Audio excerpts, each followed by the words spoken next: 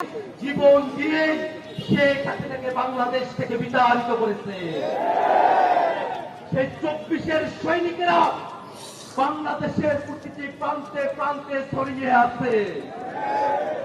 24-এর এই সৈনিকরা যতক্ষণ পর্যন্ত বাংলাদেশে জীবিত আছে ততক্ষণ পর্যন্ত জুলাইয়ের আবেগকে, ততক্ষণ পর্যন্ত জুলাইয়ের চাওয়াকে বাংলাদেশ থেকে নাই করে দেওয়া যাবে না।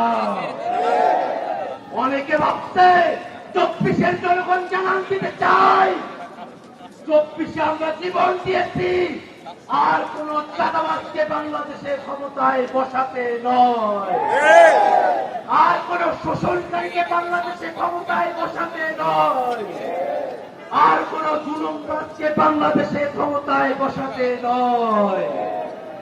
যদি বাংলাদেশের মানুষের মানবিক মর্যাদাকে রক্ষা করতে হয়, বাংলাদেশে অবশ্যই মৌলিক সংস্কার বাস্তবায়ন করতে হবে।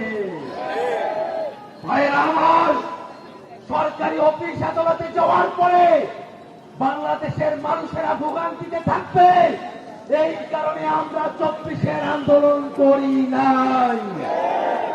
এদেশের বাংলাদেশের ছাত্র জনতার উপরে 24-এর অভ্যুত্থানের সময় গণহত্যা চাপিয়ে দিয়েছে।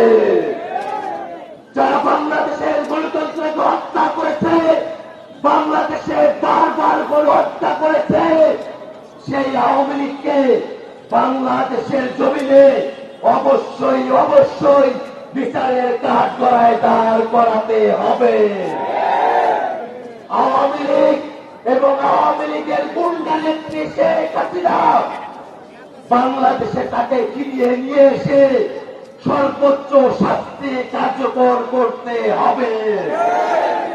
1 বছর হয়ে গেছে, এখনো পর্যন্ত জুলাই অভ্যুত্থানের কোন মামলার চার্জশিট আসে নাই। আমাদের চোখের সামনে হত্যাকাণ্ড হয়েছে না, আমার ভাইকে আমার সামনে গুলি করেছে না, আমাদের ভাইদেরকে আমাদের চোখের সামনে ক্যামেরার সামনে গুলি করেছে। এত এত ভিডিও ফুটেজ, এত এত সাক্ষী, আপনার সবাই কি 24-এর হত্যাকাণ্ডের সাক্ষী না? আমরা কি গণহত্যার সাক্ষী না?